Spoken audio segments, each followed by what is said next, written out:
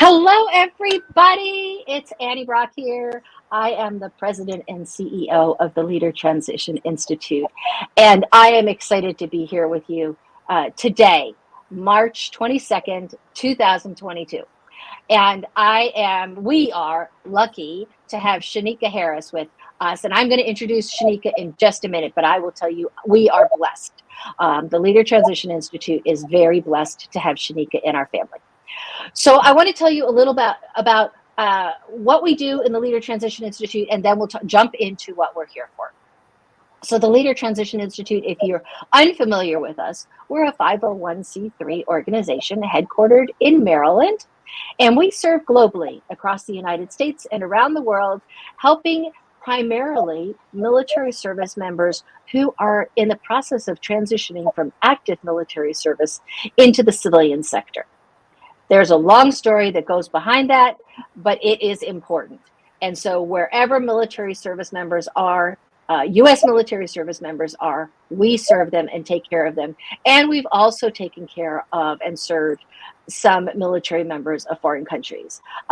Because what we've learned is that, as with most things when it comes to people, we have more commonalities with our foreign fellow military service members than we have differences. And one of them is that they struggle when they leave active military service the same way that we do.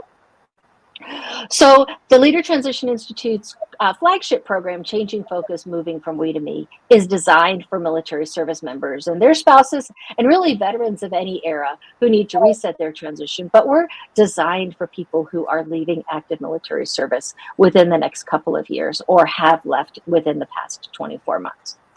And we work in the areas of mindset and communication. We help people learn their purpose and their vision and find out about leading an intentional life. We also are partnered with the Arbinger Institute, and so we have a follow-on program for our alumni, the Outward Mindset online program.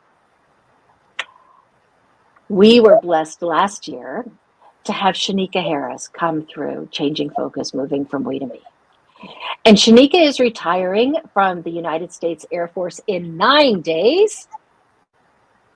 I asked her what in life she's most excited about right now, and she said because she's leaving in 9 days. And I want to take just a second to introduce you to her, to give her the proper introduction. And I just closed my notes, so I'm opening that really quickly here. Oh, Sheneke, I'm really embarrassed, but we'll do this here quickly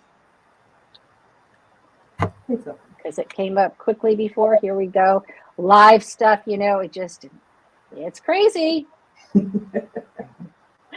So Sheneke is the founder and owner of She Speaks, and it's a small business that she set up, and she is dedicated to encouraging women to embrace their life journey while telling their personal stories, which will help other women heal from their past and walk boldly into their destiny that God has designed for them. And I think that's really powerful because so many people, men and women alike, are afraid to tell their stories. They don't think they have a story to tell. But what they find out is that other people have similar stories and don't feel alone then, and together that they can do this bold walk. So Sheneke is a human resources and social service professional. She's got over 20 years of experience, and she truly believes that when women collaborate, connect, help, and support other women, amazing things happen. And she's also the author of the Hey Sis Reflection Guide, which is a combination of reflection points and personal self-improvement challenges to help women become their best versions of themselves. And so now you know why I asked Sheneke to join us in Women's History Month, because that's her focus, women. And as I said in the promotional things that we did for this, men are welcome. So if men are on the line with us or listening with us, I'm glad that you're here, because you know what? Y'all have mothers, you have sisters, you have aunts. And so it's important to understand things from a woman's perspective. So Sheneke, my friend, the floor is yours. Thank you for being with us. Annie, thank you so much for allowing me to be on your platform this afternoon. I am a follower of LTI. I am super excited about where your platform is headed.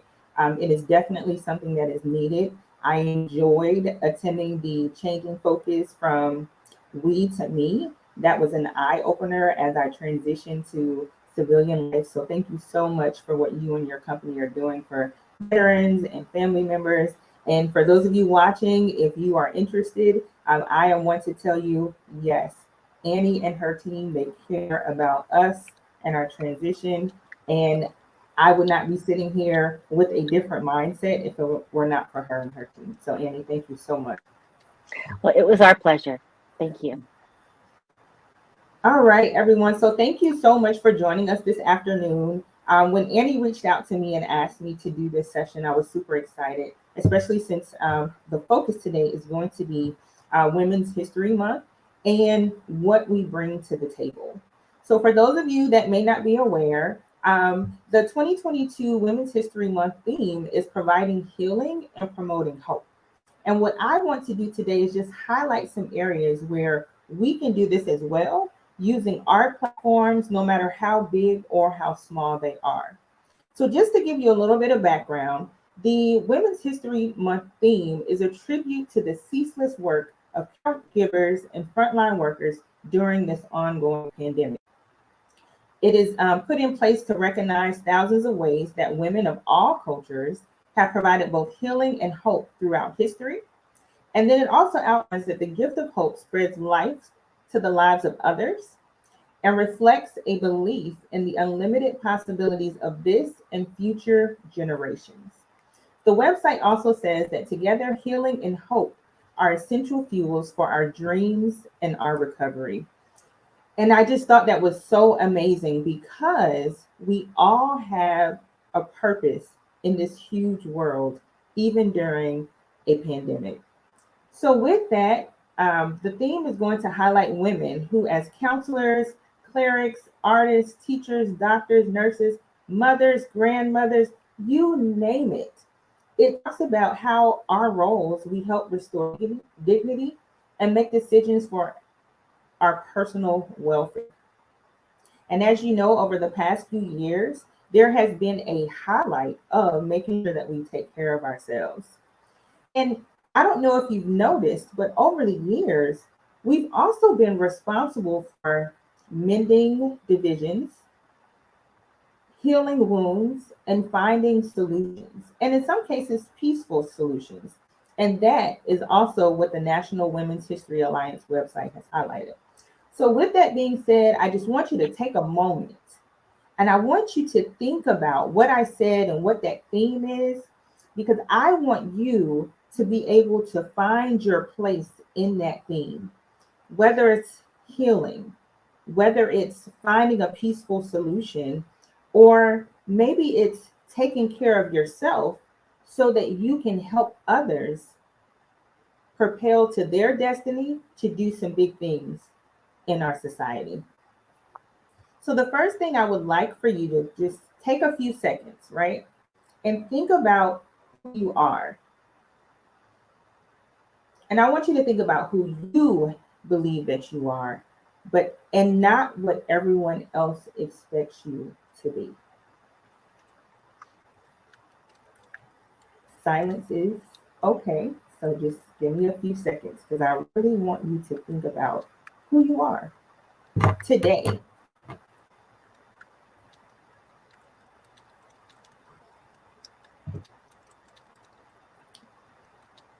Okay.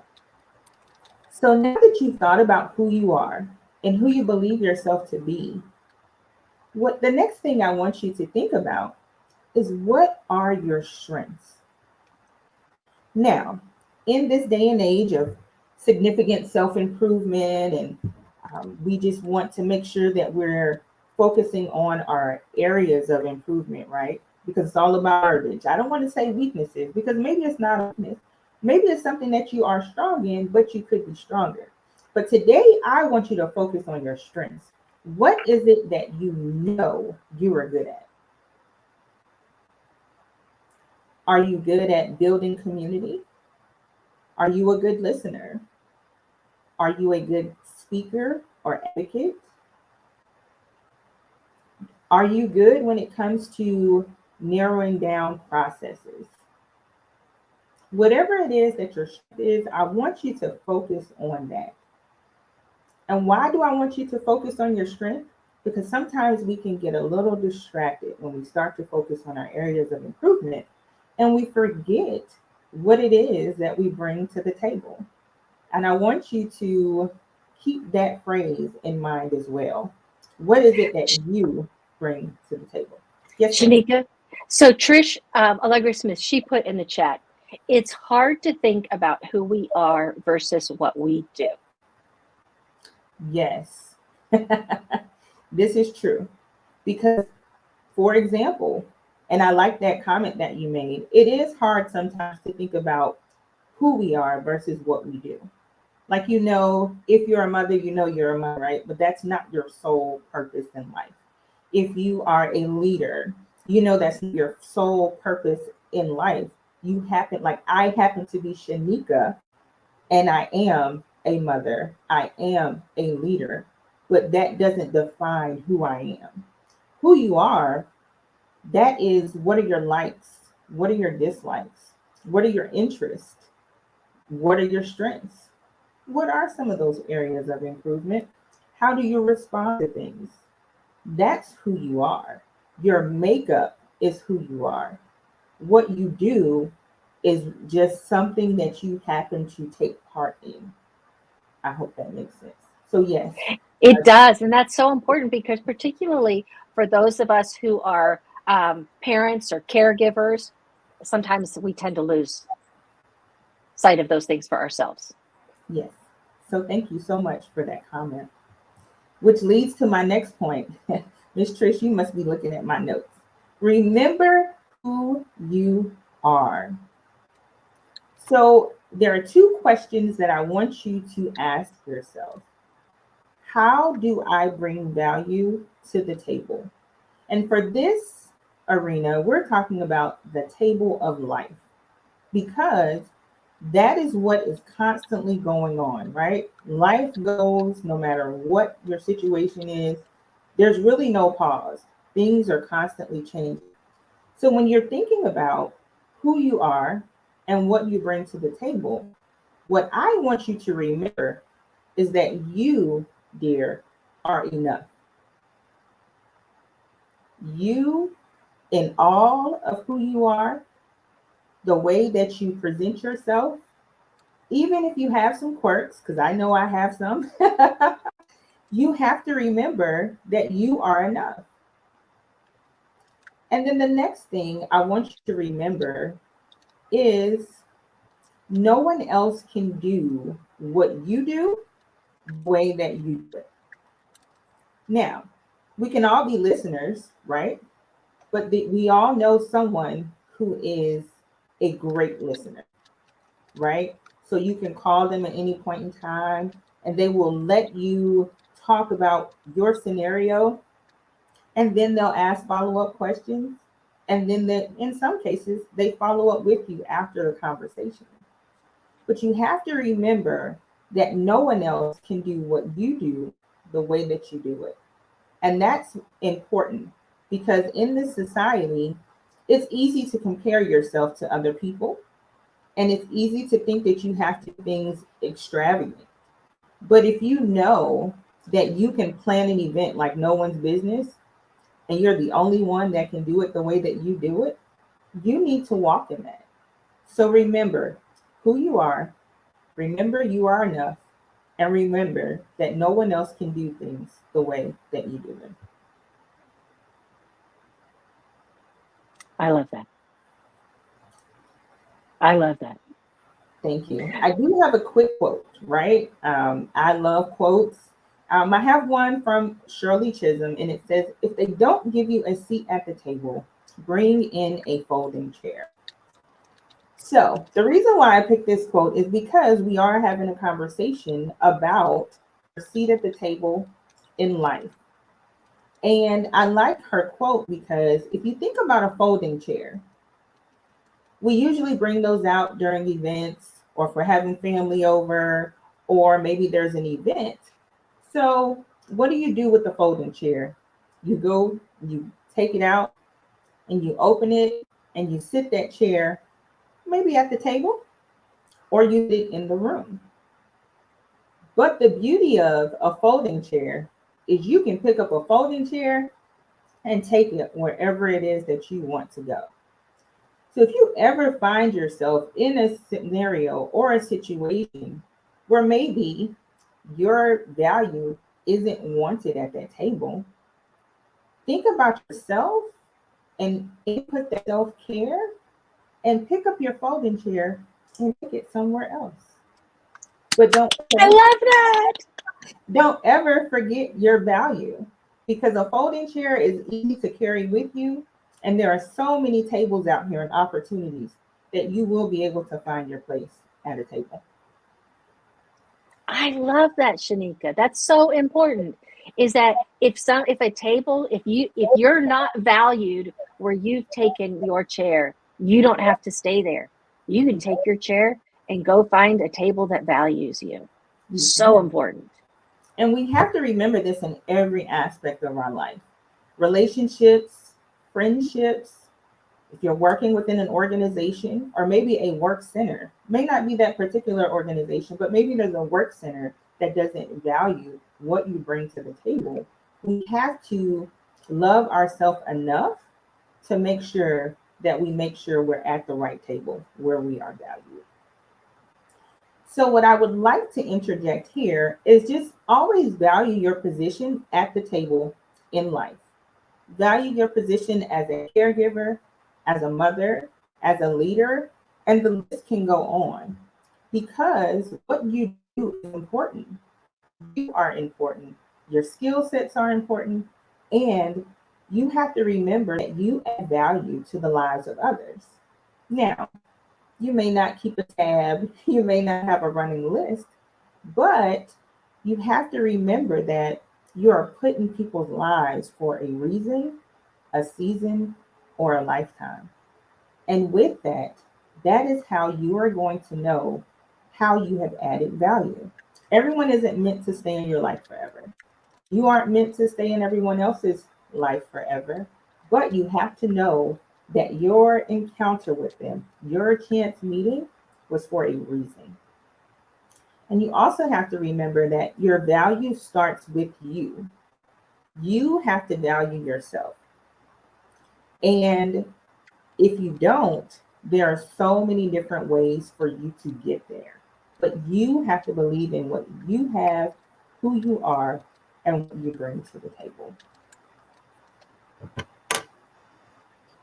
So, Sheneke, Yes, ma'am. how does someone know if they value themselves? What kinds of things are they doing that they can recognize that they value themselves? So I always like to thank you for asking that question, Annie. One is, how do you value yourself? Is how you allow people to treat you, how you allow them to talk to you, and how you allow them to interact with you.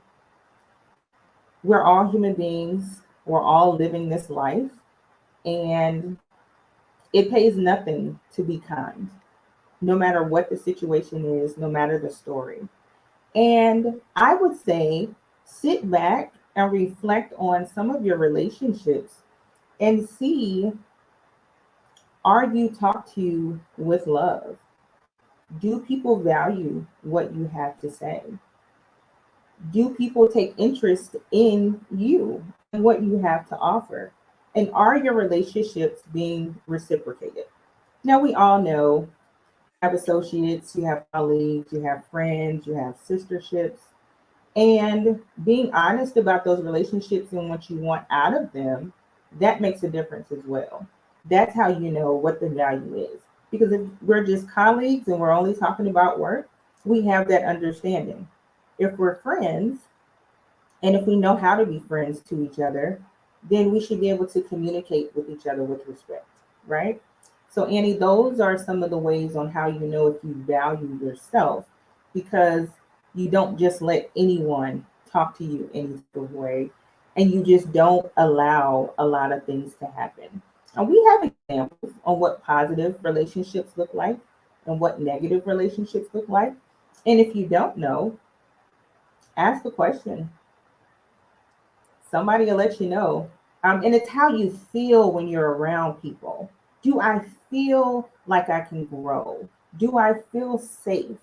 Do I feel like I can see myself in a positive light?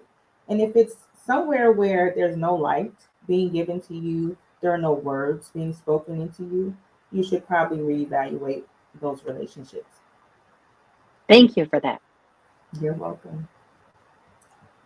And the last thing that I would like to talk about is saving a seat for her. Now, when I say her, this includes you, this includes any woman in your life, but it talks about uplifting other women.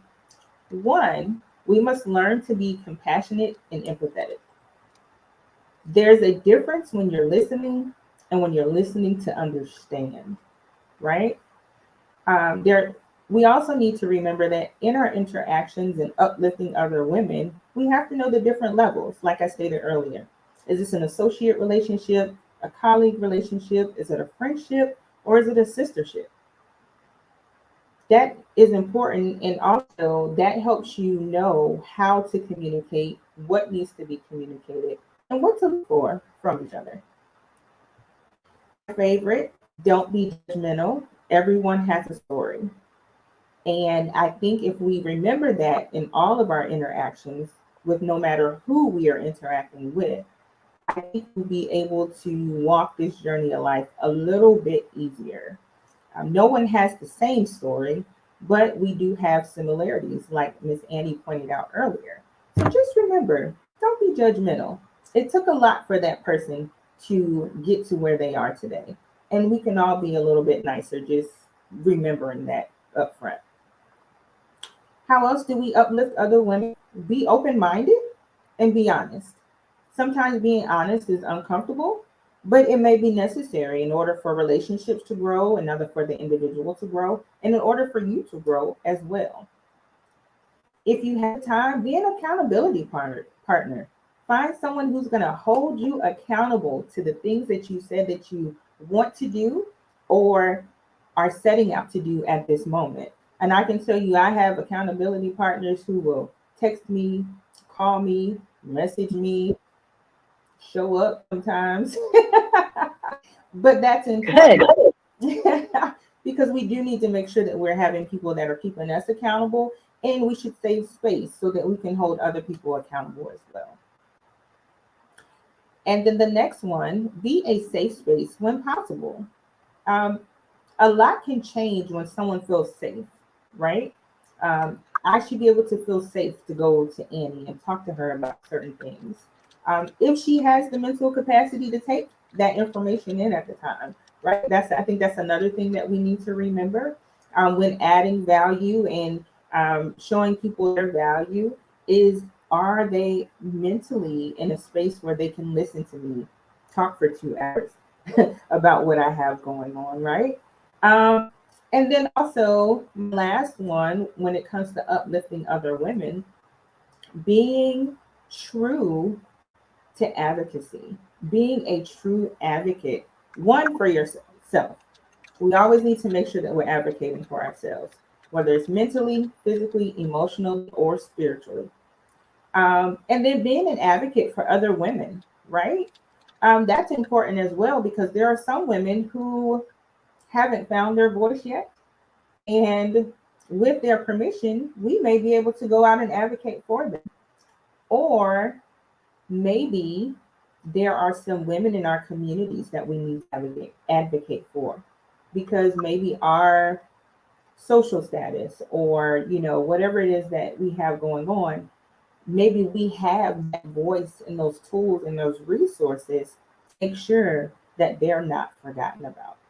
So, Miss Annie, That's those so important. That's so important, Sheneke, because there are lots of women who have really good capabilities, but they can't get the door open. yes, So when we can open the door for people, yes, then when they walk in, they will be themselves, and they will sing, they will do their thing. But sometimes we just need to be that door opener. yes, ma'am. And last but not least, I would like to leave you all with a quote of mine. And it's fun because beforehand, Miss Annie and I were talking about we all have a story to tell. Someone is waiting to hear yours because when they do, it will propel them into their destiny. So we need to be out there making sure that we are taking care of each other, valuing ourselves, what we bring to the table, and then also make sure that we are saving a seat at the table for that other woman because her skill sets and her value are going to do nothing but help us improve our lives, improve our communities, and improve this world as a whole. So, Miss Annie, that is what I have for today. Thank you, Paul. It's awesome. Don't sell yourself short, Sheneke Harris. You packed a lot for these last 20 minutes. Thank you so much. I want to just open and be quiet for a minute and give our listeners a chance to put questions or comments in the chat for you. Dixie is on. Thank you for being on, Dixie. And Rain Miranda. And Tommy is here. And Trish has been here. So Miss Annie, Miss Trish Smith said, for strengths, I look at what I'm good at that makes a positive impact. And I think that is so important. Thank you for sharing that. And Dixie Banner put in the chat that some of us are late bloomers. And that's what do okay. you think about that? Do you think some of us are late bloomers, or just that some of us had the plant has just been growing, and we're blooming right on time? So I always think things happen in their timing, and you have to think about what was your journey. Maybe you weren't in a space to accept or receive what it is that you're able to accept and receive now. And to me, the beauty of late bloomers, you have bloomed and you're going to make an impact. And this is your time. And when it's your time, you take it, you do good with it, and you will see the fruits of that. But I don't ever think that we're late. I just think that our timing is our timing. I love that. Think about the bamboo plant. You plant it, and for years, nothing comes up above the surface. And then when it's ready, it comes up. And I think that's how we are. So thank you for addressing that. Teresa Rivers asked a question. She says, why is it that women feel a need to compete with other women instead of uplifting the sister? A great question, Teresa. Ooh, this is an amazing question, and I always get excited about answering this. So I don't justify competing because there's always healthy competition, right? But I'm sure you're talking about the unhealthy competition. And with that, we have to remember where people have come from, how they have been mentored, how they have been groomed. And in some cases, have they been in scenarios where they've always been in survival mode? Because not all women know how to embrace women who genuinely want to see them win. So I think that's something that maybe you don't have to go out and have the conversation, but think about that. Is this a woman who has always been in competition mode because she's been in these spaces where she's always had to survive? And maybe that's not your thing. Maybe you truly want to see her win, but we just have to remember that everyone's situation is different. And we have to think about what their journey was like. And in that scenario, for me, I say you embrace her where you can. You be yourself, and either she's going to come with you, or you have to say, this is my stop, and then you have to press on. But I think it's just important to remember not everyone is used to someone who genuinely wants to see them win. I love that. Love that. And Tommy Rush is asking the question, with safe spaces, when do you limit yourself when people always want you to be theirs but never yours? Another Oh, great question. that is a good question. I think for that, Tommy, you have to know when you need to walk away. Relationships should be reciprocated. Now, I always say there are friends or people where you know what level, like you know what friend you can call in your time of need, and you know what friend you can call when you need a laugh, right? But I think it's important to know who your safe spaces are and have that conversation. I would ask the question, hey, I notice every time you call me, I answer the phone and I listen to you talk for hours and hours and hours. But when I call you, you don't have the time.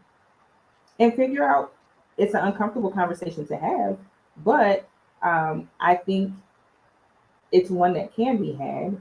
And once you get the answer, or if you get no answer, then I think it's probably best to find another safe space. Good answer. Good question and good answer. Thank you. And you know, one of the things that I was thinking of when you answered the question about the competition Mhm. is the Zig Ziglar, famous sales Mhm. trainer from years back. There's a quote attributed to him that says, "If you help enough people get what they want, you'll get what you want." So I wonder if one of the things to do with another woman who seems to want to just compete with you rather than in a negative way as opposed to a positive way is to just be direct and say, hey, how can I help you? And it Yeah. might be enough to flip their switch Yeah. uh, to that when they see you as on their team Yeah. to help you, because yes, the pie is always expanding. When we add other women to the table grows. It's not a shrinkage situation. Yeah. And Rain Moran says, is there survival mode about competing against another woman, or is it how I learned to live? And that's the beauty of diversity. We meet all types of people, and sometimes we just got to figure out how to navigate that space. Yeah, but I think it is frustrating for Yeah. women when we're all struggling. I really mean, maybe 1% is not struggling, but I would say the rest of women are struggling to find their place and take their seat at the Yeah. table. It's hurtful Yeah. when other women don't come alongside us. Yeah. But that also goes into that healing piece, right? That's in the theme. We have to look internally to see, why am I like this? Why am I competitive in this way? Because you have to think about it. There's been church hurt, there's been work hurt, there's been sisterhood hurt. So it could be anything, and it may not have anything to do with you. It could just be you're on the receiving end of that because they haven't done the internal work to make sure that they don't view everyone the same. Thank you. Yeah. Thank you. Well, I'm going to give another minute or so here for people to put questions in the chat or comments that they want to share with Sheneke. I am so grateful, Sheneke. Every time I listen to you, I learn. And so thank you for being willing to help us grow ourselves and for representing womanhood so well for all of us to teach us how to stand up for ourselves, to stick together, and to take that folding chair with us. Yes, ma'am. I Thank you. love that. I hadn't heard that quote before, but I absolutely love it. I'm gonna use it. Yes, So ma'am. thank you. For having me. It's been a blessing.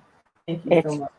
it's a pleasure. Well, I will tell you all, as I said at the top of this hour, that Sheneke is retiring from the United States Air Force officially in 9 days from now. And I asked her, so Sheneke, what are you going to do on day 10? And she said she's taking herself out for Yes. breakfast or brunch. And I love that. All by herself. No Yes. family. Nope. That is a good reward. Yes. So looking forward to seeing you thrive in the next chapter of your life. Thank you for sharing some time with us when I know that you're plenty busy. Yes, thank you so much. And thank you all to everyone who tuned in. And I just wish you nothing but peace and blessings and just live life. What a great way to end.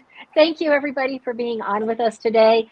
It is we're finishing up our March 2022 training and coaching call. Please join us third Tuesday, I'm sorry, third Tuesday of the month at noontime, here again next month in April, and we will be here with a new topic. Thank you, and make it a great day. Thank you, Sheneke, for being here with us. Mm-hmm. Bye-bye, everybody.